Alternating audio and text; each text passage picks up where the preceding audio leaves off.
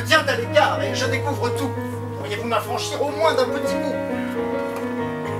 Je l'ai mis à prêter, mais la dose est chargée. J'y vais doucement pour vous l'administrer, car par un sort adverse, les mauvaises nouvelles viennent toutes ensemble et de moins en moins belles. J'ai à peine le temps de tout vous les dire que si tout une dite, en arrive une pire. La presse dit le vrai, un gouffre s'est ouvert, pas d'Irak financier, Colorado bancaire. Il a suffi d'un seul, ce monsieur que voilà, pour perdre somme folle et nous mettre au plus bas. Pouvez-vous au moins dire avec quelle combine vous nous avez portés aussi près de la ruine? J'ai mal pressé mon swap et mon spill a loosé. J'étais un peu longue et j'aurais dû shorter. Me direz-vous, monsieur, quel est cet Algonquin? C'est un serial loser confessé ce matin. Ce monsieur pensait bien blouser le back-office. Nous faisons l'inventaire de tous ses maléfices. Ah, mais ça, vous aussi, vous parlez ce langage. Le sabir des traders nourrit leur babillage. Vous devriez apprendre, ce n'est pas difficile. À peine quelques heures de méthode assimile. Peut-on au moins savoir combien se demeurait de bel argent bancaire à volatiliser? Curieusement, on le peut. Tout n'est donc pas perdu. C'est manière de voir, ou plutôt de parler, car notre ami Globish a beaucoup bazardé. Le résultat des courses. Ça va faire mal en bourse. Ma banque, ma vie, mon œuvre, tout va donc y passer. Parachute doré, et où est donc ta poignée? Ai-je pourtant tout fait selon la profession, selon tous ses usages, en suivant ses raisons?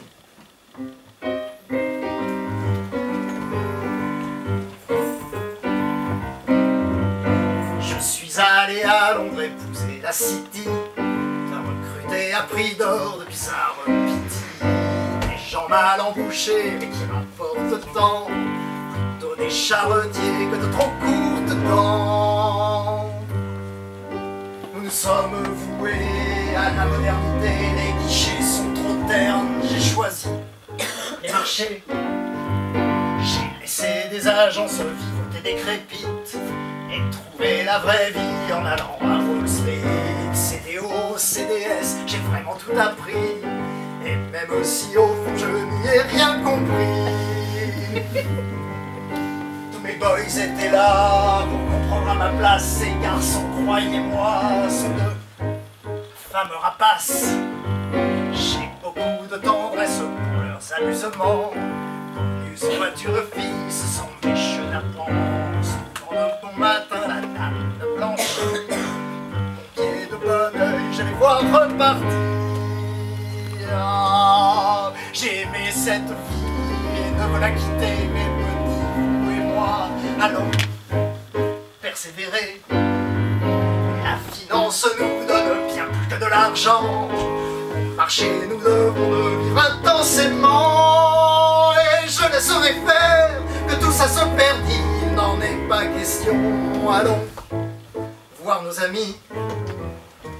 Majesté, élévation. Monsieur le Président, Monsieur le Président. On me dit que tout croule, que c'est l'effondrement. Où se trouve le vrai, et que me faut-il croire? Du marché se peut-il que pâlisse la gloire? Ce sont les CDO et les RMBS. Le Libor à 3 mois, le spread à l'OIS. L'histoire n'est en fait qu'un grand malentendu. Ces probabilités, nous y avons tant cru, mais elles sont fautives. Nous sommes sans boussole. Nos calculs déraillent et le marché s'affole. Partout la même erreur. Dans tous les back-office, nous avons négligé la leptocurtosis. Cette chose est-elle une maladie de peau? Monsieur votre auteur, il nous faut un tableau. C'est toute la question de l'aléa brownien. C'était notre hypothèse, nous la comprenions bien. La loi de Gauss permet aisément les calculs. Mais un petit problème nous laisse ridicule. Le monde est non gaussien. Abyssale boulette. Et nous sommes tous cassés la marboulette. Les calculs étaient justes. Pour un monde fictif. Dans le monde réel, je suis affirmatif, il nous faut préférer la loi de Pareto. Oh. Pour être parisien, vous aussi prenez l'eau. Tout autant que les autres, quoique différemment, vous vous êtes trompé et chuté lourdement. Je ne cesse de dire qu'à si bien négliger l'hypothèse de la non-stationnarité, vous faites des calculs sur de l'incalculable. L'essence des marchés est toujours d'être instable. Ne les écoutez pas, c'est incompréhensible. Je m'en vais dire les choses en termes accessibles. Tout vient de ce qu'on nomme finance structurée. Elle enfante des monstres et des dégénérés. Et ce sont les agences chargées de notation, privées de tout bon sens et de circonspection, qui certifient sans gêne que tout ça vaut 3 A. Les bonnes notes ont été données à tour de bras. Mais tout était pourri. L'or était en toc. Croyant à les bijoux, nous n'avions que breloques. Mais êtes-vous donc tous pareillement abscons? Et encore, je dis abs par pure compassion. CTO, Libor, OIS, Pareto. Ce n'est plus une langue, mais un espéranto.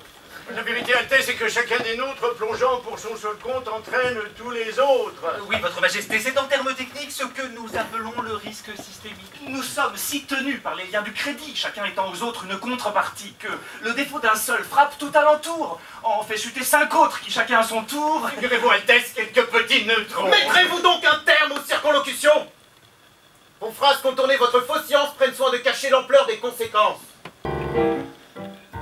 Monsieur le Président, c'est presque l'agonie. J'ose à peine le dire, mais nous sommes faillis. Faillis? Faillis. Lessivés et saurés. Nous sommes à la rue. Nous avons tout perdu. Et l'argent du public? Les dépôts monétaires? Vous deviez en être avisé, gestionnaire. Monsieur le Président, le drame est si sérieux qu'ils seront bientôt tous à l'état vaporeux. Vous avez intérêt à faire une réponse pour éviter l'opprobre où la banque s'enfonce. Avez-vous une idée? Voyez-vous une voie? Ou bien votre bêtise est-elle un oméga? Je vous vois demeurer, stupéfait, interdit. Il me semble parler à quelques pissenlits. Maman le croyait poisson et c'était une vache. La bêtise chez vous ne fait jamais relâche. Votre Altesse, il veut dire Monsieur le Président. Il veut dire surtout que l'idée du devoir est celle de l'éthique qui est pour nous un phare. Brisez-la maintenant. Vous devenez obscène. À ce degré d'ailleurs, c'en est un phénomène. Je préfère encore la soupe à l'OIS. Taisez-vous donc séant ou bien je vous agresse.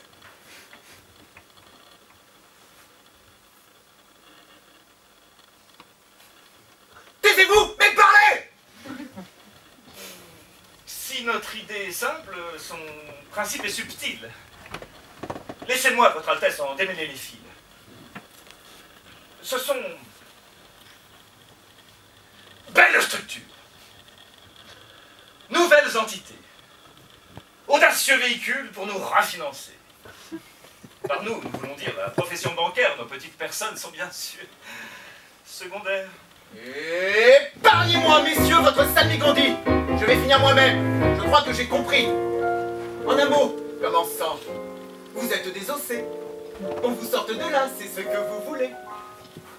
On, bien sûr, c'est l'État. Et ici, l'État, c'est moi. Aussi, dans ce bureau, votre galimatia, vos genoux tout tremblants, vos propos décousus, depuis la première heure, n'ont autre chose en vue que d'appeler à l'aide, de quémander secours, de pleurnicher misère, attendant que j'accours. Et vous voilà, clochard, dans le galurin. Décidément, messieurs, vous ne doutez de rien. Ah, le badin est profond, il a de larges bords. Et qui pour le remplir? Mais voyons, le trésor.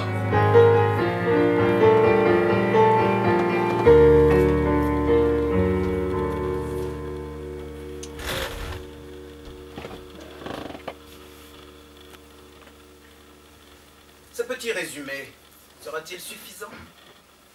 De votre riche idée, ai-je bien mis l'accent? En fait, Comment dire? Excellence, je cherche mes mots. Pour être complet, il faudrait ajouter... Qu'après tout, vos clients, c'est moi que vous braquez. Allez, dehors. Chef-d'œuvre est celui de la Banque centrale. En toute ses largesses, il a été royal. Du crédit sans limite, presque à 0%. Du crédit sans limite, presque à 0%. Cette liquidité s'amasse en nos bilans. Comme vous, j'en suis sûr, je ne la prête pas. Je l'envoie à la bourse reprendre la nouba. Faisons tous pareil, c'est la raison même. Il n'y a la matière à aucun anathème. Il faudrait être fou pour ouvrir les crédits. Dans l'état si piteux où est l'économie. Il faut bien le dire, de leur côté à eux, le climat général n'est pas des plus fameux. Recommencer les prêts, c'est prendre un trop grand risque, celui que notre marge, les défauts, nous confisquent. Ne prêchez pas, messieurs, car je suis convaincue. Nous avons tous ici le même point de vue. De l'abondant concours de la Banque centrale qui n'aurait le désir de l'usage optimal. Quant à moi, je sais bien ce que je dois en faire et j'incline à penser que le plus salutaire est encore à la bourse de l'aller investir plutôt qu'en l'industrie de le laisser croupir. La croissance flappie, c'est sans doute fâcheux. Mais à la vérité, qui pouvons-nous, messieurs? Le plus joli étant que, faisant tous pareil, ce sont de belles sommes qui la bourse réveille. Il nous faut savoir gré à la Banque centrale. De la liquidité et le flot phénoménal. Injecter au marché est une adrénaline. On ne pouvait trouver meilleure médecine. Ajoutez à ceci la quasi-gratuité des fonds que nous pouvons à gogo emprunter. Les marges sont somptueuses, les encours épatants. Jamais profit ne fit retour si promptement. Puis-je vous dire un mot, vraiment confident, hein? J'ai accru les bonus. Nous refaisons Pompanse. Nous l'avons mérité après tant de tourments. De vous à moi, monsieur, je vais en faire autant. Les morveux me menacent de prendre l'escampette si je n'élève pas leur cachet de starlet. Savez-vous qu'à Wall Street, tout comme à la City, l'époque est revenue de toutes les folies? Ce sont des garnements, ma foi, je les adore. Sauf à trop exhiber leur voiture de sport. L'opinion, paraît-il, la finance maudit et commence à s'en prendre à leur Maserati. Faudra-t-il nous cacher, feindre d'être morose? Le peuple qui est sot n'entend rien à ces choses. Il ne veut pas comprendre que la concurrence arrache les meilleurs, nous vole l'excellence. Pardon, votre appâté est bientôt si sonore que l'on vous entendra jusqu'aux places offshore. Aussi de m'immiscer, je prends la liberté pour vous recommander de ne pas plastronner. Vous méprisez le peuple, c'est bien votre affaire. Vous avez de la chance, il est moins sanguinaire qu'à certaines époques où ceux de votre engeance voyaient sur une pique finir leur arrogance. Au palais ou dans un groupuscule de la Révolution, faites-vous des mules. Débutante, en ce lieu, j'ose à peine parler. Mais à vous, je peux dire vos 4 vérités. Ne voyez-vous donc plus, aveuglé que vous êtes, le spectacle affolant, l'impression que vous faites? Vous élisez l'abus comme nouvelle norme, l'opinion est choquée, le scandale est énorme. Vîtes-vous autrefois, dans quelques cinémas, ce film qui s'appelait « Prends l'oseille et tire-toi ». Vous offrez ce spectacle, mais en bien moins comique. Vous renflouez ainsi aux dépens du public vous vaudra son pesant de haine légitime. Non content de l'aubaine, vous ajoutez en prime le refus des crédits, le retour des bonus, comme si au public vous tendiez le médius. Nous vous dénoncerons, nous vous écraserons. Je croyais les banquiers confis en componction. Puis je vous conseillais de retenir vos mots, car je peux moi aussi en lâcher tout de beau. Voulez-vous que je parle des traders, des bonus, de votre obscénité quand tout fait collapsus? L'argument d'excellence, le chantage à la fuite, ou comment justifier l'engrais des parasites? Vos virtuoses fuiront si on les contrarie? Mais qu'à cela ne tienne, montrons-leur la sortie, nous leur tenons la porte, la voilà grande ouverte, nous retiendrons nos larmes à cette horrible perte. Oh, c'est horrible, je suffoque. Dès le premier regard, je vous ai avisé, vous êtes une taupe, un agent infiltré. N'ayez crainte, madame. Ni vous non plus, monsieur, j'ai fort peu de pouvoir. On m'écoute très peu. Soyez surtout certains que vous avez l'oreille de tous ceux qui, ici, peuvent donner conseil. Au milieu du pouvoir, vous êtes enquisté. Le risque est infime que vienne à se briser l'idylle de la banque et de la politique. Terrible confusion devenue organique, au terme de laquelle vous écrivez vos lois, faisant un ustensile de ce qui fut l'État. Réguler, c'est contrarier l'ordre naturel, dont tout l'agencement est si providentiel. Monsieur le Président, considérez aussi tout ce que la finance offre à l'économie. Dirigez le crédit, allouez le capital. Nous faisons circuler son fluide vital. Toutes nos interventions ont pour finalité de lui donner toujours plus d'efficacité. Nous avons longtemps vu que L'intérêt commun, et ne pensons jamais qu'à nos concitoyens. Ah, le joli spectacle! Les merveilleux acteurs. On les croyait arsouilles, ils sont nos bienfaiteurs. Cyniques ou crétins? C'est toute la question. Une aimable réplique répond à sa façon en disant de ces gens qui n'ont aucun arrêt à ce qu'ils osent tout. Là, on les reconnaît. Altesse, Vous savez, notre amour du public et notre permanent souci démocratique. Nous ferons face à nos responsabilités, mais plutôt qu'à quelques imprudentes réformes, nous croyons plus fort d'en appeler aux normes. Non celles de la loi, et celles bien plus hautes auxquelles nous devons la prévention des fautes. Je pense à la morale, ces devoirs sacrés, qui des textes se passent pour mieux se conserver au fond de la conscience. Parfait tabernacle d'où émanent sans cesse ces étonnants miracles. Tous, ici rassemblés en ce jour solennel, nous voulons de l'éthique rappeler le modèle. Lois et régulations sont toutes oppressives, quand les forces de l'âme sont bien plus décisives. Si le marché ne veut pas la régulation, il appelle, en revanche, la moralisation. Voyons comment il va leur emboîter le pas. J'ai décidé, messieurs, de mettre le haut là aux mauvaises pratiques et aux excès coupables. Une forte parole que je veux mémorable. J'énonce les principes et je dis la doctrine. En haut de la vertu, je veux que l'on culmine. À compter de ce jour, le monde s'y pliera, car ces choses auront été dites par moi. Ayant réglé la crise au plus fort de l'urgence, je préviens maintenant toute autre turbulence, tout en réaffirmant que le capitalisme est comme le soleil de notre héliotropisme. Nous ne devons jamais laisser de nos orbites déformer l'elliptique, altérer le zénith. Voyez un peu comme ces mots miraculeux d'un tout soudain inspire me descendent des cieux. Ici, je dis qu'il faut observer la vertu. Le capital est bon quand par elle il est mu. Son ordre spontané est quasiment parfait. De la morale en plus, et il l'est tout à fait.